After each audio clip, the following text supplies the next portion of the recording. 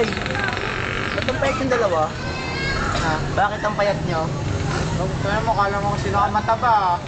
Yan. Hindi mo mataba eh. Ba't ano pang problema mo? Hindi, kasi hihingi sana kasi yung mga payo sa inyo. Paano maging fit, payat. Parang mayapag yun, pero ay sige, mayapag lang. Paano maging payat? Payat. Yan, Brad. Ano sa umaga? Naalala ko pa no.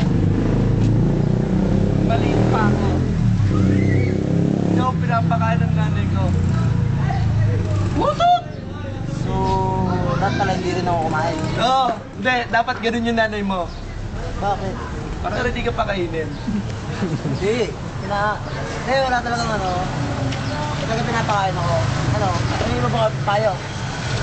Ikaw, ba't ka nga pala payat, pare? Ba't ka payat? Oo. Wala lang, araw-araw lang. Araw-araw na anak. Kain, konti. Sasabay ligo. Hindi, ako din naman. Araw-araw din ako ganun eh. Pero payat man. Taba din. Papa rin ako. Lahat kasi pagkakain mo, maliligo pa. Hindi, Brad. Ano po ba? Malambot na siya. Ay, pagkagawa mo pagkakain mo.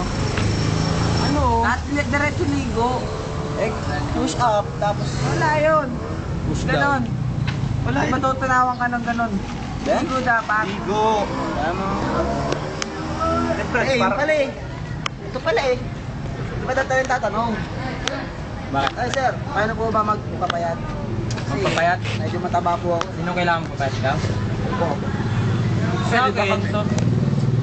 Based on my experience, no? Karoon kasi kami ng PC sa bahay. Isang araw lang kami.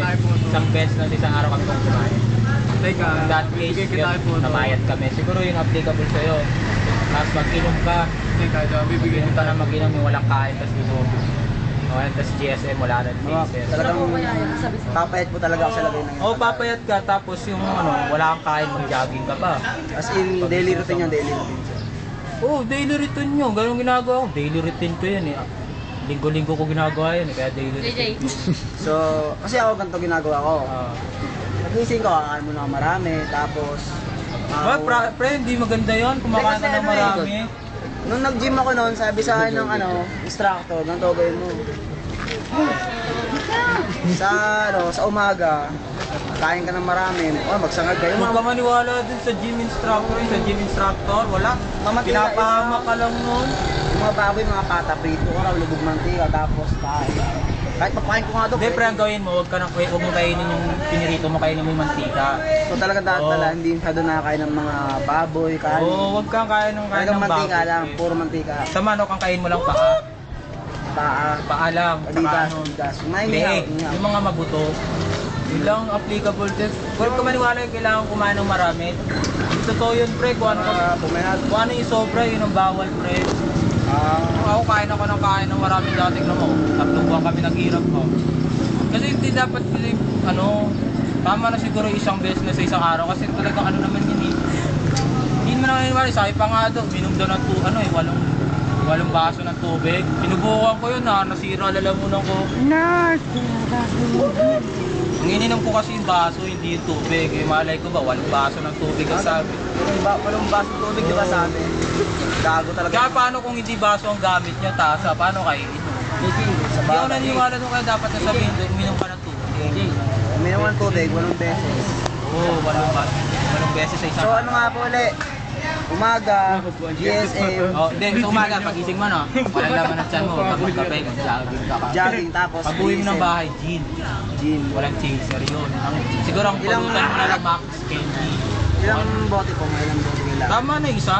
Isa lang. Oo, para kasi After nun, doon, ang pinaka-purpose nun, para makatulog ka kaagad. Hindi mo na maisip na gutom ka. Tapos pagkagising po, Pagkagising, hindi, mag-gym ka. Yun na kasi di ba nag-gym ka sabi. Tapos pag umuwi ka ng bayan, kainin mo lang repolyo. Okay na yung repolyo. tayo yung gin po. Yung gin, kada umaga yan, recommended gin kada Kada umaga. Imbis na magkape ka, pagka-jogging mo, gin. Tapos ang pulutan mo lang, gin. candy, tusuran. Eh yung ano pa, yung ligo po, nakaka-apekto po ba sa pagkakapayat ligo. yun? Yan, sabi daw araw-araw maligo. Sayang tubig. Hindi naman natatanggal yung libag mo eh. Kung nga oh. Gawin mo, maligo ka lang every Wednesday.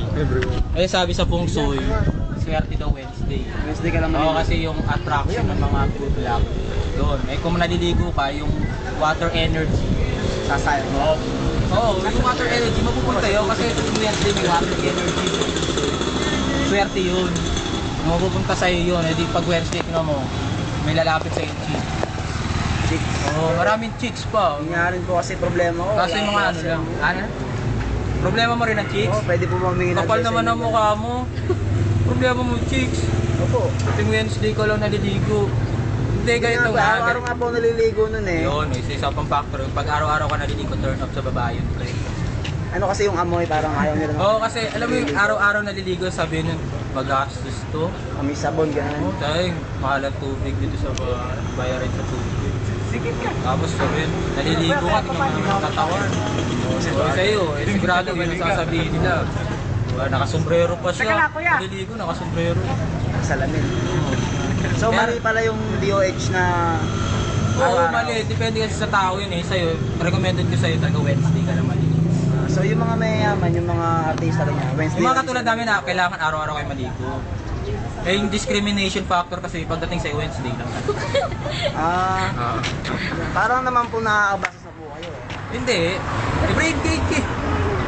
Hindi naman pagka brave guy, sapat na yung maging matapang ka kahit wala ka ng physical hygiene. Hindi.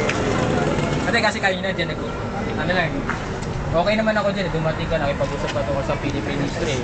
Sa kahuli-hula, binastos mo lang ako eh. Hindi na natin mo ako eh. Eh hindi, kasi pinag-usapan natin brave guy, pre. Hindi ako natatakot sa'yo, laki-laki mo, hindi ka naman naliligo. Pinag-usapan natin brave guy, pre, huwag mo ganyan eh. Pahit na pahit ko eh. Baka kayo ang bahang ko. Pulis ako. Pulis din ako. Oh, pulis ka? Oo. Wala. Kaya nga eh, pulis ka rin pala. Ano, saan pa lang tayo mamaya sa bahay? Oo, jogging tayo tingnan mo. Tapos gym.